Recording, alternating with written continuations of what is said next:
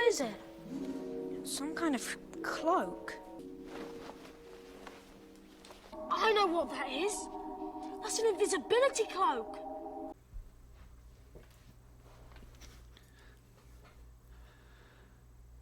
Invisibility in Dungeons & Dragons is often misunderstood. So in today's video, we are going to talk a little bit about it. We'll discuss how it works, how to use it, and how to counter it. So what is invisibility? Hey everyone, today I'm going to be showing you some different ways that you can make yourself invisible. The player's handbook describes the invisibility condition like this. While you have the invisible condition, you experience the following effects. Surprise! If you are invisible when you roll initiative, you have advantage on the roll. Concealed. You aren't affected by any effect that requires its target to be seen unless the effect's creator can somehow see you. Any equipment you are wearing or carrying is also concealed. Attacks affected. Attack rolls against you have disadvantage, and your attack rolls have advantage.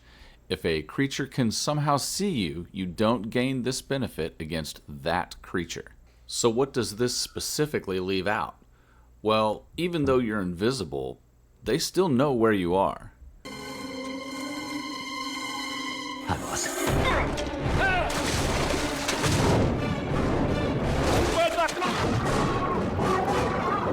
Imagine if you're in a room with a bunch of people and you close your eyes. You can still hear people talking and moving around, and you know where they are. Now, if somebody is tiptoeing and controlling their breathing and being as quiet as possible, then you might not know where they are, but that would be that person making a hide check. So if you simply have the invisibility condition, they know where you are. Now, if they can't see you somehow, like if they have true sight or blind sight, then yes, they can still attack you, but at disadvantage. And they still know where you are if they want to cast some sort of an area of effect spell on you.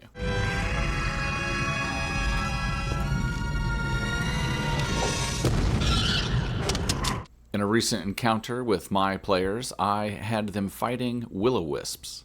The will-o-wisp can turn invisible as a bonus action. So after they would attack, they would turn invisible, and I would hide them on the map that we were using.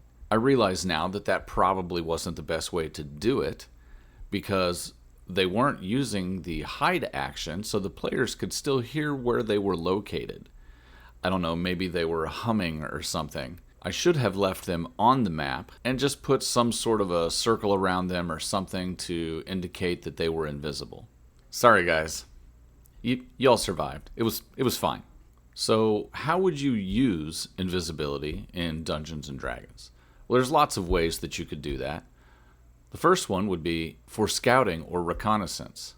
One thing that you can do while you're invisible is hide in plain sight.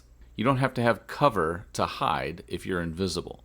So this allows you to make a stealth check while invisible and not be seen or heard by things around you. They would essentially be unaware that you exist. This allows you to scout ahead in the dungeon or in the wilderness, or perhaps just do some reconnaissance on enemy fortifications. If you have a way to make enough of your party members invisible, you could entirely bypass some encounters by stealthing past everybody.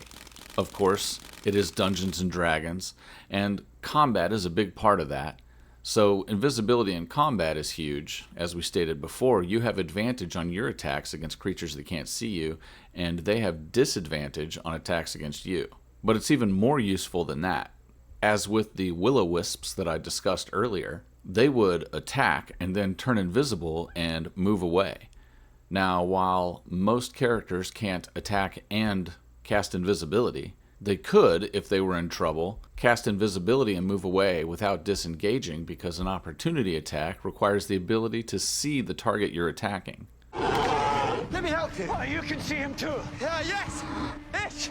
Well, no. Not really. This could also be a good way to protect low hit point allies. If you cast invisibility on them, they can't be targeted by spells or attacks that require you to be able to see your target. Outside of combat, you can use it to eavesdrop on people, sneak into restricted areas, or even just for some harmless pranks in your downtime. So how can you as the Dungeon Master, or as the player, counter an opponent's invisibility? Well, there's a lot of possible ways to do that. One is to simply fireball the room. I didn't ask how close they were. I said I cast fireball. Fireball. Being invisible doesn't protect you from that. Another would be if you can get into close quarters combat, maybe in a narrow hallway. Yes, you'd still have disadvantage against the invisible target, but at least it can't really get away from you. You could also make sure that you're all in darkness. If there's no light source, or even magical darkness,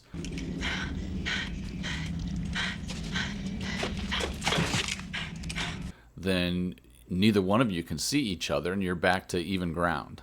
If you have blind sight or tremor sense or other abilities like that, that would be a good way to counter it.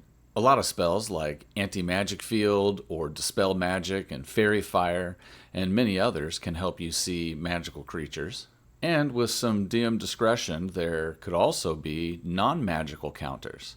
The invisibility spell, for example, says that a creature you touch has the invisible condition until the spell ends. But what happens if after the spell is cast, the invisible creature picks something up? Would that become invisible with them, or would you be able to see it?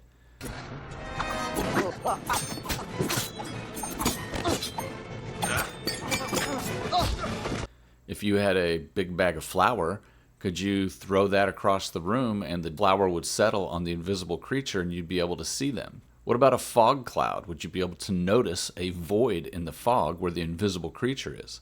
These are all potential ways that you could overcome an opponent's invisibility, but would obviously require permission from your dungeon master. Now, how could you as a player, or the monsters for the dungeon master, gain invisibility? Well, the first way is obviously the invisibility spell, and the second way would be from some sort of items, perhaps a cloak of invisibility or a ring of invisibility. There's probably even potions of invisibility. These are all ways that your non-magic using characters could become invisible as well and take advantage of the condition. And of course, the greatest of them all, Greater invisibility. Regular invisibility shuts off as soon as you attack or cast a spell, whereas greater invisibility allows you to maintain your invisibility even while you are attacking or casting spells. In this case, it's not just a matter of waiting until the invisible creature attacks you and then the fight is back to normal. A creature with greater invisibility maintains the invisibility and all the advantages that come with it. So I hope this video has given you a better understanding of how the invisible condition works. You don't cease to exist, you're just harder to see. Tell me a fun story in the comments below where you've used invisibility in your games.